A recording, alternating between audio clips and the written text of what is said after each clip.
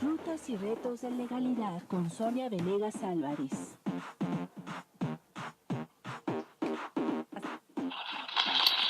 Muy buenas tardes a todos, bienvenidos a su programa Rutas y Retos de Legalidad, su programa semanal en donde analizamos temas relacionados con el derecho administrativo, con temas, disciplinas afines también a la materia administrativa, derechos de los ciudadanos, justicia contenciosa administrativa, entre otras. Hoy vamos a analizar el tema de los derechos de los migrantes y su situación actual.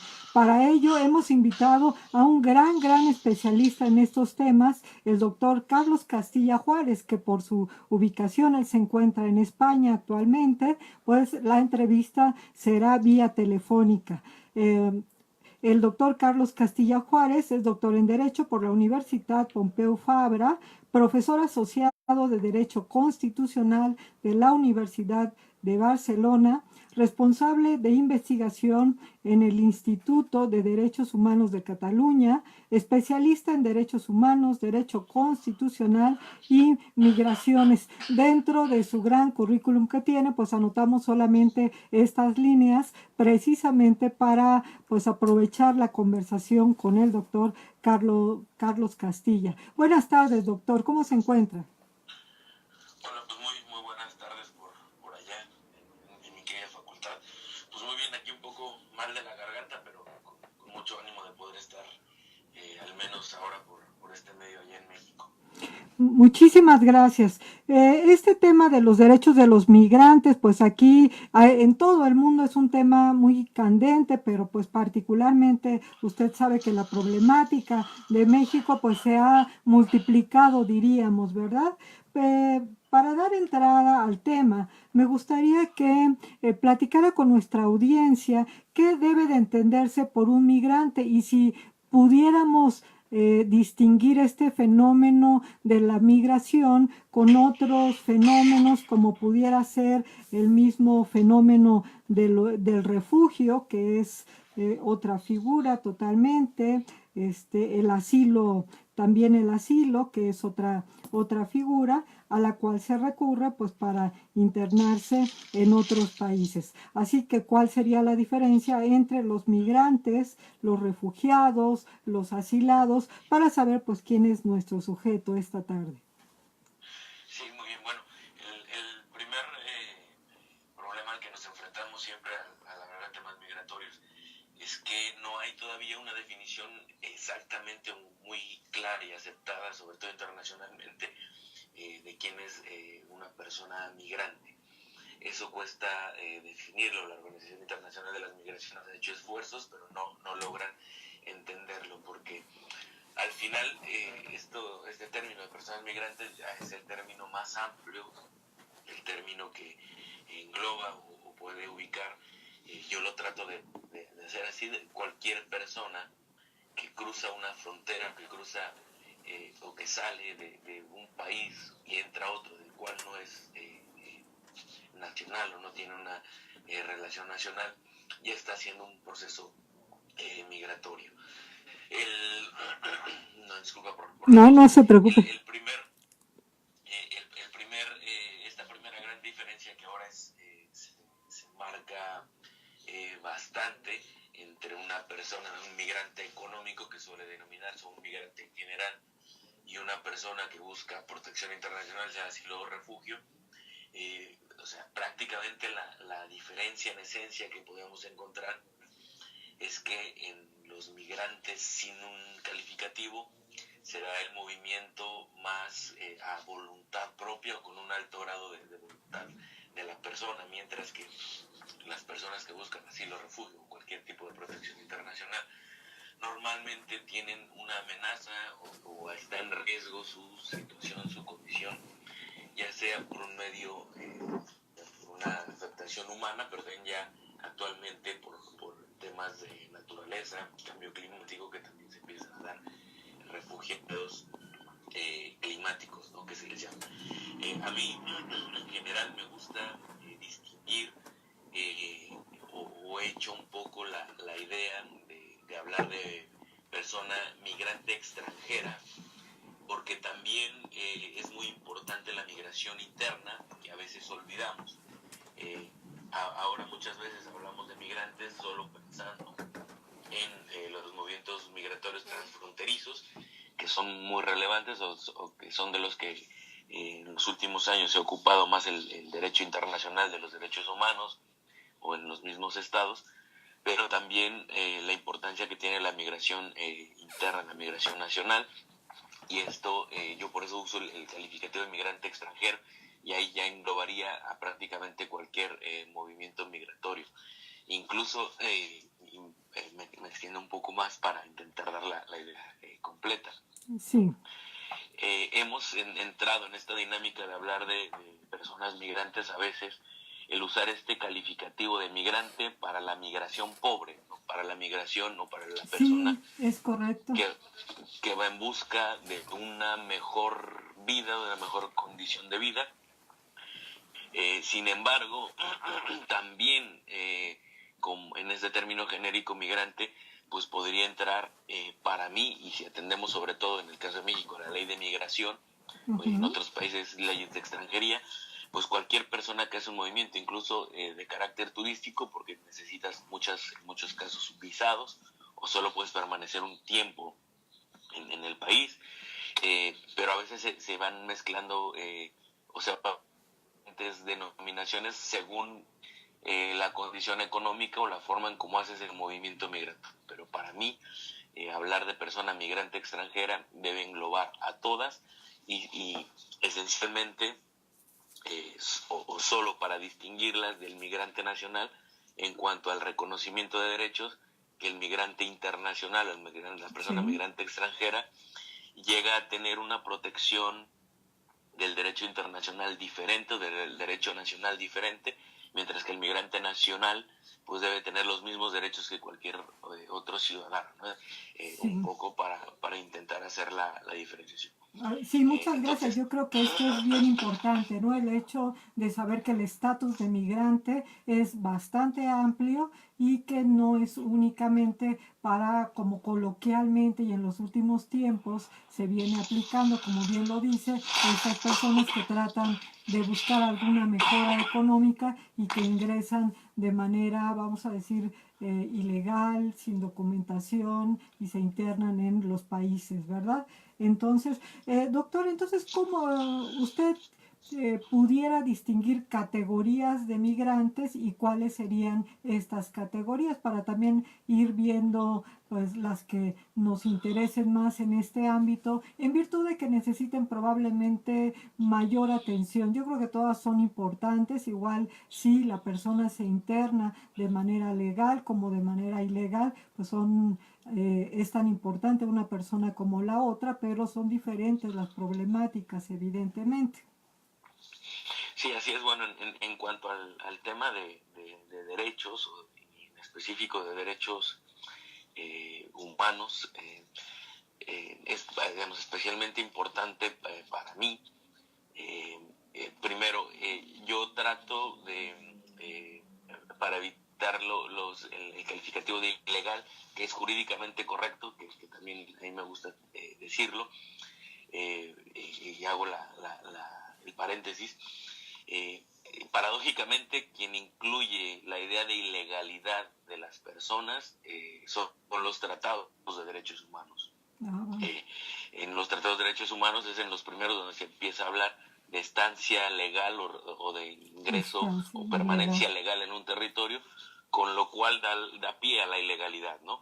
Digo, ahí meto esto porque a veces no nos gusta el término, pero jurídicamente es correcto y paradójicamente, insisto, son los tratados de derechos humanos los que lo usan. Sin embargo, para quitar esta carga justamente que califica a las personas aparte de ciertos actos, yo he tratado de construir más hacia hablar con personas sin permiso, que ingresan sin permiso, o que están sin permiso del Estado, ¿no? Que al final es una cuestión de permiso. Ni siquiera sin documentos o indocumentados, porque muchas veces tienen un documento, pero no tienen la autorización para estar o para permanecer en el territorio. Sí, esa es otra, sí, tiene razón, esa sería otra perspectiva también. Sí. Entonces de ahí se pueden ir ya haciendo diferentes categorías. en el ejercicio de derechos, que a lo mejor sería una parte o la parte interesante para distinguir Claro. diferentes Sí, sí, tipos sí. de categorías o personas, en realidad, para mí, en principio, el simple hecho de que sean personas ya les daría todos los derechos iguales que cualquier otra persona. Sin embargo, cuando vemos las regulaciones que hacen los textos constitucionales y después de los constitucionales, los legales, se establecen distinciones, ¿no? Nuestra propia Constitución, por ejemplo, restringe la participación política de las personas extranjeras, por tanto personas migrantes extranjeras, autoriza o da la posibilidad de expulsarles, de expulsar a las personas migrantes extranjeras, y también hay una posibilidad, bueno, hay varias prohibiciones o restricciones en temas de adquisición de propiedad o ejercicio de ciertas funciones o ciertos cargos. Correcto. Entonces, para mí, a partir de eso es como podríamos empezar a hacer la distinción. La diferencia, ahora, sí. Exacto, ¿no? Diferenciar diferentes tipos de personas migrantes. Una distinción que se ha marcado desde el derecho internacional, que a veces lo perdemos, pero que también se ha incluido en esta, a veces con el afán de proteger, caemos en cuestiones que desprotegen o que generan desprotección, porque el tratado más amplio, uno de los más amplios sobre el derecho de los trabajadores migratorios y sus familias, pues da una categoría, o crea una categoría, ¿no? Protege a quien es trabajador migratorio o quien está en ese ámbito vinculado con relaciones laborales. Sí. Entonces ya ahí crea también una diferencia entre otro tipo de migrantes, que pueden ser, digamos, personas que van a estudiar o que están estudiando en un país o que están trabajando en un país, y ahí podrías diferenciar entre quién va a trabajar, quién va a estudiar o quién va a desempeñar o desarrollar otro tipo de actividades que incluso pueden ser cercanas al tipo turístico, pero temporal, ¿no? Sí, sí. Entonces, un poquito. Y tal vez lo que más requiere en todo esto, las que más protección o la protección reforzada que existe, sería para el caso de las personas que buscan asilo, refugio o cualquier protección internacional, que son las que, como decía ya hace un momento, al salir de sus países por estar amenazadas o en peligro, sin duda requieren una protección adicional. Sí. Pero eso es lo que debemos de entender como un extra de protección y no una reducción o una situación menos favorable. E insistir, ¿no? Realmente el simple hecho de ser personas ya les reconoce o da para que les reconozcan todos los derechos humanos. La única diferenciación puede ser el ejercicio de derechos específicos, pero en principio debían gozar todos. En el caso de México es claro, la Constitución mexicana, tanto el artículo 1 como el artículo 33, perdón, estoy confundido, reconocen los derechos a todas las personas extranjeras, como si fueran los mismos derechos que se reconocen a las personas mexicanas, ¿no? O el propio artículo 11 que reconoce el derecho de circulación y residencia a toda persona, no distingue entre nacionalidades, ¿no? No, son derechos para toda persona, en efecto. Así, visto ya esta categoría de los que podemos considerar migrantes, me gustaría referirme a los derechos que tienen cada uno, pero por ejemplo en México actualmente pues lo que nos aqueja es la problemática de migrantes centroamericanos que están pues teóricamente de paso mientras tienen la posibilidad o ven si sí se les acepta, no se les acepta, si se introducen o no se introducen a los Estados Unidos de Norteamérica, ¿no? Entonces, esto pues ha creado pues, una preocupación adicional a la que ya existía por los migrantes mexicanos en Estados Unidos. Entonces, me gustaría hablar sobre los derechos de los migrantes y empezar a explorar estos derechos, como empezar por ahí, estos migrantes centroamericanos en territorio mexicano. Sí, para mí, digamos, en general, en este caso, que es realmente el que ahora ha llamado la atención principalmente por el tema de las caravanas, ¿no? Que fueron muy sonadas hace algunas semanas. Y que continúa, Exacto, digo, ya de exacto. otra manera, pero Y sí. que, sí, ahora bajó la cobertura mediática, pero bueno, son procesos que han estado desde antes y continúan, y que normalmente llegan hasta la frontera con Estados Unidos, ¿no? Ahí ya no pueden pasar tan fácilmente.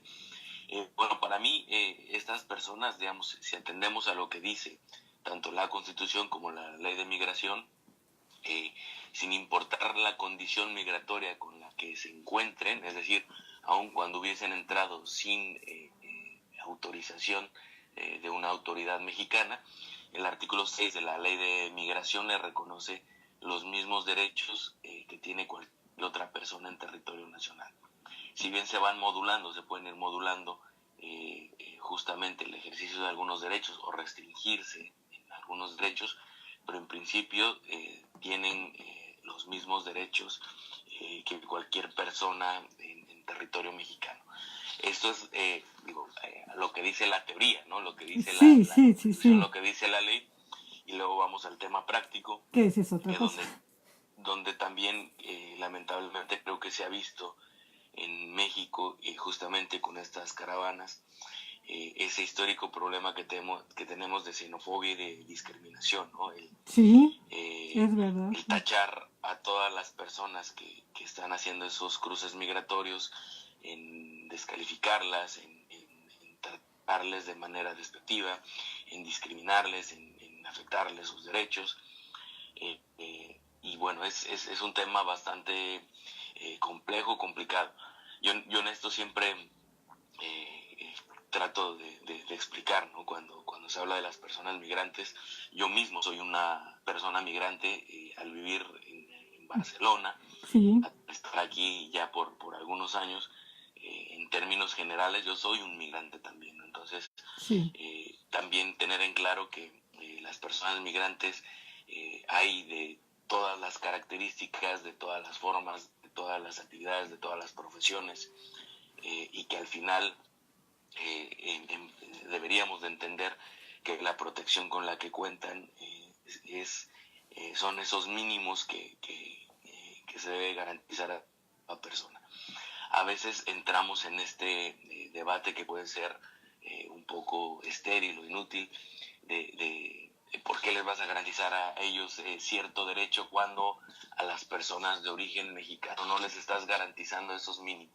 Sí, Estos es un dilemas, lugar común, ¿no? Entrar a ese tipo de sí, discusiones y pues bueno, aquí sería el momento también de considerar que se han creado instrumentos ad hoc para el tratamiento, como es esta tarjeta de ayuda o cuestiones humanitarias o la posibilidad de que puedan tener un trabajo temporal me parece que son 2 o 3 meses mientras se encuentran en ese territorio y precisamente yo creo que es a partir de la generación de este tipo de mecanismos que se crea una serie de descontentos con respecto a la sociedad en general que probablemente pues no estén teniendo tampoco, por ejemplo, un trabajo.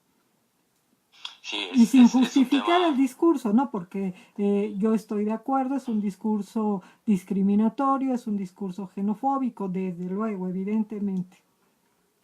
Sí, es realmente una situación bastante compleja, porque, digamos, así como ocurre allá en México y se ve mucho en nuestro caso con las personas principalmente centroamericanas, pero también sudamericanas, ¿no? Porque también ha ocurrido con ecuatorianas, venezolanas, brasileñas o con caribeñas también, ¿no? De Sí, sí, sí. otras regiones. Lo mismo ocurre aquí en el caso de España, con las personas subsaharianas, con las personas marroquíes, con las personas argelinas, Sí, sí, eh, sí. que se van haciendo calificativos, ¿no? Un gran problema que tiene los análisis de migración siempre es que según el momento económico o ciertas situaciones suelen ser vistos como o la gran oportunidad de cambio o la peor tragedia que se está viviendo. ¿no? Claro, si Cuando la sí, situación es buena, pues es que quieren montarse en el desarrollo, ¿no? exacto, Si está la situación mal, ¿cómo vienen a empeorar el panorama? exacto, ¿no? Según el momento histórico y pues, la condición económica de los países, a veces es como se ve como buena o mala la migración. Y también una cosa que es cierta y que a veces se olvida es que, bueno, el ser humano ha migrado históricamente, ¿no? Digamos, no es nuevo los procesos migratorios. Si vemos el número de personas mexicanas fuera de México, es bastante elevado, ¿no? No solo en Estados Unidos es nuestro principal punto de referencia, pero bueno, habemos mexicanos en casi todas las regiones del mundo, ¿no? Entonces, al final, Sí, el decir que roban trabajos, que se les da cierta atención, a veces también es sesgado, porque lo que se busca justamente con ese tipo de discursos a veces es generar una pelea entre los menos favorecidos en la protección de derechos, ¿no? En ponerles a pelear entre, a veces se escucha mal o fuerte, pero pelear por las migajas de los derechos, ¿no? sí, es Y eso es correcto. la parte triste, ¿no? El exaltar esa parte como si fuera una batalla por tener los mínimos. Lo triste, lo que nos deberíamos de cuestionar es por qué las personas mexicanas tampoco pueden ejercer sus derechos, ¿no? Porque no han ejercido esos derechos, pero que eso no es justificación suficiente para negar la posibilidad de proteger a otras personas que también lo necesitan. Sí, y Lo que además, sí, bueno, es hacer un, sí, le escucho. sí, es hacer un equilibrio, ¿no?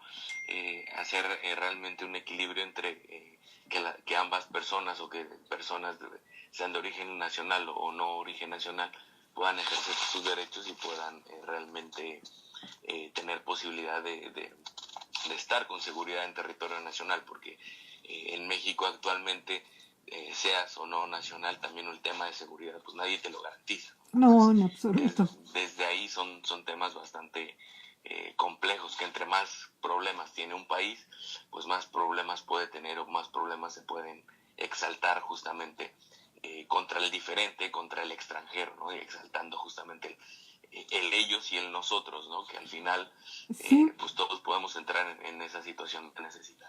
sí, y además resulta un poco curioso porque previo a estas caravanas de migrantes centroamericanos, en México pues tuvimos el problema cuando Donald Trump llega a la presidencia de los Estados Unidos, pues un problema de expulsión, un problema de xenofobia, problemas en donde nosotros veíamos que los derechos de los conacionales eran gravemente atropellados en el territorio norteamericano y nos parecía injusto, nos parecía inhumano, y ahora con esta caravana de migrantes pues prácticamente nos colocamos como en el mismo lugar, ¿no? Sí, sí, al final a veces somos excelentes para pelear por los derechos de nuestros connacionales fuera, pero no para buscar hacer un trato igual de digno a nivel en el territorio mexicano, ¿no? Lo cual sí es, tristemente a veces nos caracteriza con ese doble discurso, ¿no? O esa doble cara del exterior y lo que ocurre a nivel nacional. Sí, aquí tendría una pregunta que me inquieta. El asunto de estos migrantes, y lo voy a decir entrecomillado por la precisión que anteriormente nos acaba de hacer, doctor. Los migrantes que están, entre comillas, de manera ilegal porque no cuentan con el permiso, ¿les aplica, mientras estén en territorio nacional, algún régimen jurídico? ¿Tienen algún tipo de obligación? Digo, ya se vislumbra por ahí en la participación de usted, pues el tipo de derechos de que sí gozan al ser simplemente seres humanos, al ser personas. Pero a ver, Sí, bueno, explíquenos un poquito más sobre este tema. como decía, en la ley de migración, que es que fue aprobada en el texto vigente en mayo de 2011, en esta se recoge de manera muy clara en el artículo 6 de esta ley, ahora que la tengo aquí enfrente lo leo. El Estado mexicano garantizará el ejercicio de los derechos y libertades de los extranjeros reconocidos en la Constitución, en los tratados y convenios internacionales de los cuales sea parte el Estado mexicano y de las disposiciones jurídicas aplicables, con independencia de su situación migratoria. Perfecto. ¿Eso qué significaría? Que, bueno, por regla general tienen los mismos derechos. Ahora, para ingresar a territorio nacional se tienen que cumplir ciertos requisitos, ¿no? Sí. Esta libertad para ingresar, permanecer, transitar y salir del territorio mexicano, pues bueno, tienes que identificarte, tienes que dar o poner en conocimiento a la autoridad mexicana que estás en territorio nacional. Ahí es cuando empieza a haber ciertos problemas, porque las personas que entran por un punto fronterizo no autorizado, es decir, no por un paso donde hay un agente migratorio, sino por cualquier otro lugar, que suele pasar mucho en la frontera sur de México, ahí el primer problema que tienes es que al no tener esa autorización es difícil que puedan ejercer esos derechos, al no contar con un documento que autorice su estancia. Ante eso se supone que las personas tienen el derecho a buscar regularizar su situación migratoria. Y ahí es donde entramos a esta serie de conflictos y problemas y dilemas, porque esta regularización migratoria tiene como uno de los pasos necesarios o indispensables el que estas personas sean llevadas a las estaciones migratorias, que son para mí unos centros de privación de libertad, aunque lo que se lleva a cabo y se le llama eufemísticamente para mí en la ley de migración como alojamiento, son lugares en los que para regularizar su estancia las personas pueden permanecer ahí privadas de libertad hasta por 60 días hábiles, lo cual, si hablamos de días hábiles, se pueden, prolongar casi 3 meses. Exacto, ¿no? Digamos, casi 80 días naturales se pueden contabilizar. Y sin entonces, que se puedan desplazar, entonces no es en estricto sentido alojamiento, ¿verdad? Exacto. Y ahora con esta situación de las personas centroamericanas y que se han dado algunos visados humanitarios que se ha denominado, el problema de algunas medidas que se están tomando es que no tienen realmente el anclaje legal, ¿no? Sino que se están haciendo a partir de ese margen discrecional que da la ley de migración, y se están llevando este tipo de visados o de autorizaciones en los cuales se va estableciendo el plazo de duración pues de manera bastante discrecional. Entonces eso también puede ir generando ciertos problemas. Digamos, nuestra ley de migración y nuestra constitución son a veces tan, por lo menos en papel, tan buenas, tan ilusionantes, que por ejemplo, ¿no? el artículo 8 de la ley de migración, sí, para las personas que a veces ahora se quejaban de que se les estaba dando trabajo temporal a las personas centroamericanas, el artículo 8 de la ley de migración dice literalmente que los migrantes pueden acceder a los servicios educativos previstos por el sector público y privado, independientemente de su situación migratoria y conforme a las disposiciones legales. Es decir, que en la propia ley de migración ya se reconocen una serie de derechos que a veces ahora causan sorpresa a ciertas personas o ciertos sectores, cuando es ya una ley que existe de 2011 que reconoce expresamente un listado amplio de derechos para las personas migrantes. Y como insisto, como no distingue la ley, o como lo dice también la ley, que sin importar su condición migratoria, ese es el gran dilema o ese es el gran debate, ¿no? Si realmente se tienen las capacidades humanas y materiales para atender a todas las personas, ¿no? Sí, pues desde luego, ¿no? Es fácil que la ley lo diga, creo que en general, y tenemos esa a lo mejor mala experiencia de que nuestro texto constitucional dice tantas cosas tan lindas, tan sugestivas o que pueden ser tan ilusionantes, pero trasladar eso que se dice a la realidad, pues nos ha costado mucho o nos cuesta mucho, ¿no?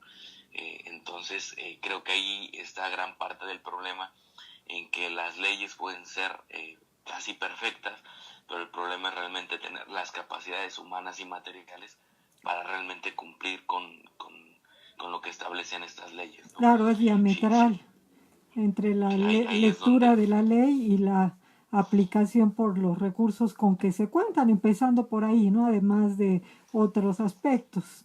Y ahorita así es. doctor, ahorita que hacía la referencia a este derecho de acceso a la educación, me viene a la mente en lo particular los niños y los adolescentes, porque ha sido un Ya, tema delicado en estas sí, sí, caravanas de migrantes centroamericanos, lo mismo cuando platicábamos hace unos momentos, cuando Trump arriba al poder en los Estados Unidos de Norteamérica, esta famosa separación de familias que con toda la vulneración a los derechos, inclusive los más básicos, ¿verdad? De los humanos. ¿Cómo percibe este problema desde esta óptica o desde esta perspectiva jurídica de estos grupos en lo particular, los niños y los migrantes? ya es una situación de las que son bastante complejas, y que es este fenómeno migratorio que se ha dado mucho en este corredor centroamericano hacia Estados Unidos, pero que también se presenta mucho aquí en Europa, y que va teniendo características muy similares, ¿no? Que son menores de edad, niños, niñas, adolescentes, Sí, que en la gran mayoría de casos los padres, o al menos uno de los padres, ya se encuentra, ya sea en este caso en Estados Unidos o en cierta parte de Europa, y el otro padre o algún familiar con el que habían quedado los manda, ¿no? Los envía por estos medios pues no autorizados, o incluso de utilizando bandas criminales o de traficantes de personas para que intenten hacer las rutas migratorias. Esto se ha multiplicado sin duda también en el caso de Centroamérica y algunos países africanos, porque los niños y niñas, en el caso de las niñas, muchas veces sí, son violadas, son sí, agredidas sexualmente, o los niños son obligados a formar parte de grupos de criminales, bandas, crimen delincuenciales, de bandas, ¿no? organizado, sí, Exacto. Y la forma que se ha buscado por muchas personas, pues es enviarlas fuera del país. Entonces, ese fenómeno por eso también ha crecido exponencialmente, tanto, bueno, prácticamente en todas las regiones del mundo, ¿no? En tratar de sí, buscar que los niños y niñas se vayan. Y eso, bueno, nos genera un gran problema, un problema adicional, sí, porque, bueno, los niños y niñas pues necesitan condiciones aún de mayor protección, ¿no? Por su por su misma condición, situación. por sus Exacto, características, son más vulnerables todavía. exactamente. Por esa vulnerabilidad se requiere aún más protección, ¿no? Y cuando vemos que no se tienen esas condiciones, eh, perdón, mínimas para dar esa protección, pues es bastante complejo, ¿no? A mí me Sí, tocó cuando estaba trabajando justo la tesis de doctorado, visitar varias estaciones migratorias, y recuerdo muy bien una en Mexicali, que ya es, digamos, por si alguien nos escucha, sí, que no conoce México, que ya es un punto fronterizo, ya es prácticamente sí, frontera con Estados Unidos. sí, sí, sí. Ahí estaba un Mm, niño que ya había hecho todo el cruce de México, un niño que además, bueno, tenía 8 años, pero además tenía una bueno, discapacidad intelectual. Entonces estaba ahí en esta estación migratoria en Mexicali, ¿no? Y te preguntas, ¿no? ¿Cómo llegó hasta aquí este niño con una discapacidad? Y ahí, en esa estación migratoria, ya llevaba más de 15 días el niño sin que se le resolviera su situación, sin que se le diera ninguna atención, en un centro de esta estación la migratoria que estación es migratoria, para sí, adultos, que no tenía la asistencia. Entonces, cuando vamos viendo estas situaciones se multiplica la vulnerabilidad, pues genera realmente emociones muy fuertes, ¿no? Desde luego. Fuerte ver a estos niños. Ahora, también, y a veces esa es la parte, insisto, lo complicado, ¿no? La Corte Interamericana de Derechos Humanos hace unos años emitió una opinión consultiva justamente sobre derechos de la niñez migrante, en donde hace énfasis en la necesidad de esta protección reforzada de niños, niñas y adolescentes en los procesos migratorios o en esta movilidad. Claro, porque pues cada vez es mucho más frecuente, como bien nos acaba de mencionar en este caso, que viajen solos además. Sí, y el problema sigue siendo el mismo que decía antes, ¿no? El que por más que haya sentencias y resoluciones, a veces el problema está en cómo hacer efectivo eso, ¿no? Porque, por ejemplo, este niño ahí en plena frontera, después de que ya había hecho toda esta travesía, ¿qué era mejor o qué era más útil para él? Devolverlo, en este caso el niño era guatemalteco, devolverlo a Guatemala con su condición física o buscar que se le diera la protección y la atención, incluso la condición de refugiado en Estados Unidos, y con su padre o su madre que estaban ya en Estados Unidos, ¿no?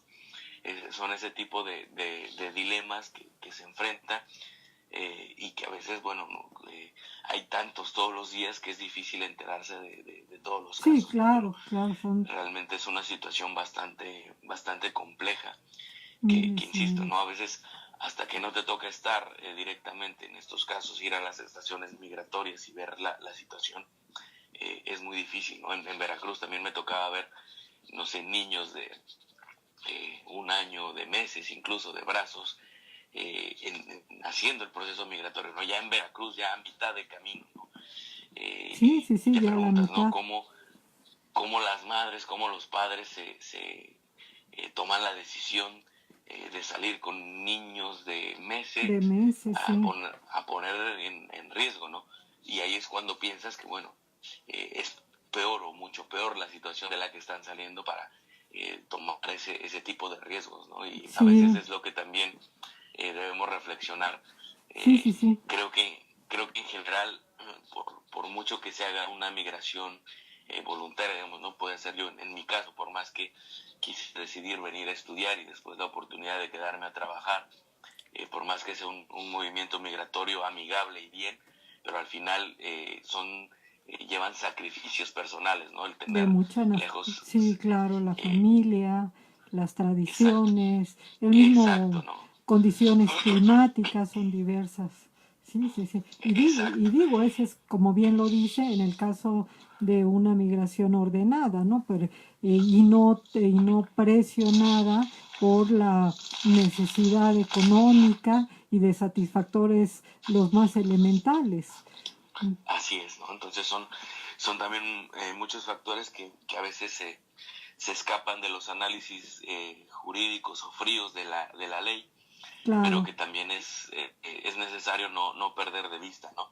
Y que también con eso no pretendo decir que toda la migración es buena o que todas las personas son buenas, o que todo, porque en todo hay personas de todo tipo. Y siempre siempre pongo este ejemplo también, ¿no?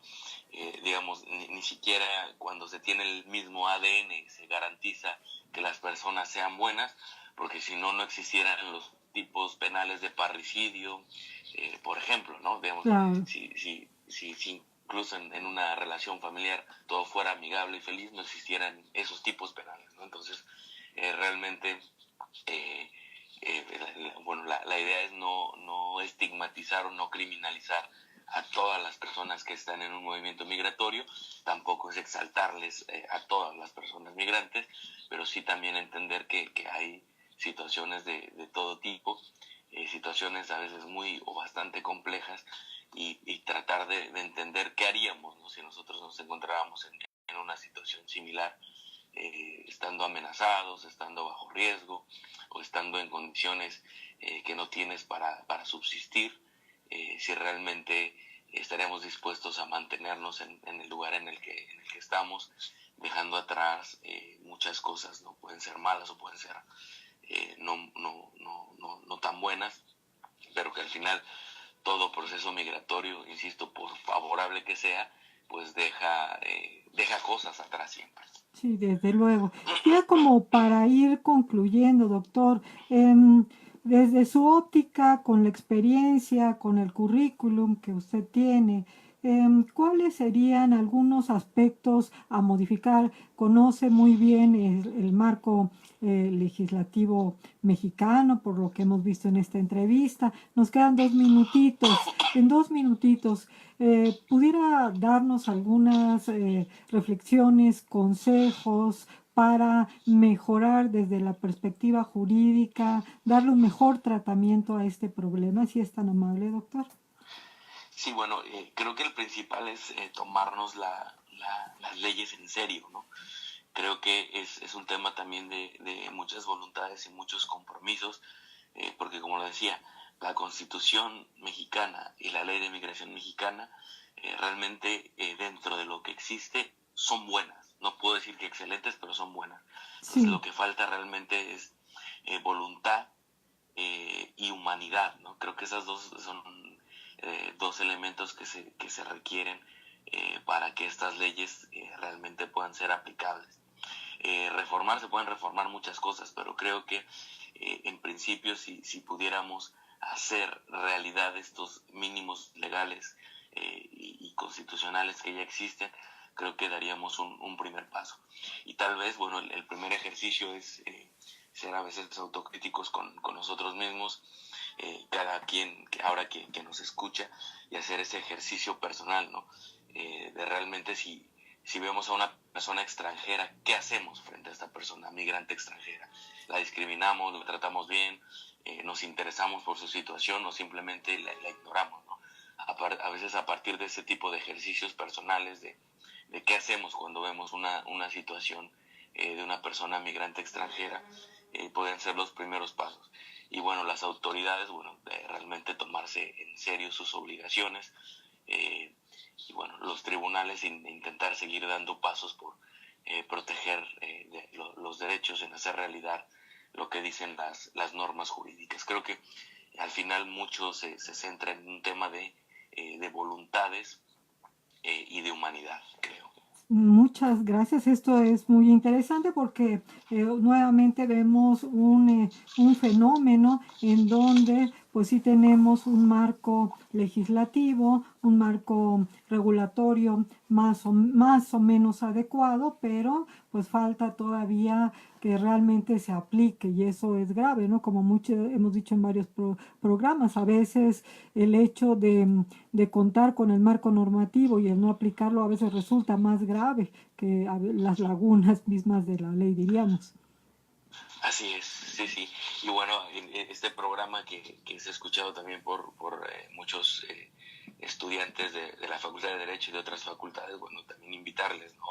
Sí. A que ellos también asuman el compromiso con el derecho, con decir no a la corrupción, con decir sí a mejorar el país, que muchas veces inicia con las acciones propias en la facultad, ¿no? En tratar de cumplir con esas normativas, de poner el ejemplo, de cumplir con esos mínimos que incluso a veces como estudiantes y profesores tenemos que, como esas primeras relaciones que vamos teniendo y conociendo en el ejercicio del derecho. Exacto, muy bien. Doctor Carlos Castilla, pues no nos queda más que agradecer que nos haya brindado este espacio en su agenda. Sé que pues está como siempre muy ocupado, pero le agradecemos enormemente que haya compartido con nuestra querida audiencia, nuestros alumnos, y con nuestros profesores, también particulares que están interesados siempre en temas jurídicos, pues como este tan relevante. Le agradecemos enormemente que nos haya brindado el espacio para la entrevista y compartir sus conocimientos en la materia. No, pues muchas gracias a ustedes por la oportunidad que me dan. Insisto, por poder entrar, al menos ahora por esta forma, en regresar a mi facultad de Derecho. Y bueno, pues a la orden creo que por ahí tienen mis datos de Twitter. Sí, muchas y gracias, cosas de doctor. Facebook y demás. Sí. Pues quedo a la orden de ustedes y de la audiencia para lo que haga falta. Muchas gracias. Muchas gracias. Pues bien, nos despedimos del doctor Carlos Castilla Juárez, quien desde Barcelona nos ha brindado esta entrevista sobre los derechos de los migrantes. Buenas noches, doctor, para usted. Buenas tardes para nuestra audiencia. Sí, adelante. No, buena tarde, buenas noches a todos y todas. Que sigan pasando una estupenda tarde de viernes, el clima está fabuloso, que disfruten y nos escuchamos la próxima semana aquí en su programa Rutas y Retos de Legalidad, agradeciendo la asistencia de Juan Antonio Negrete Zaragoza y de César Telles en los controles. Muy buenas tardes a todos.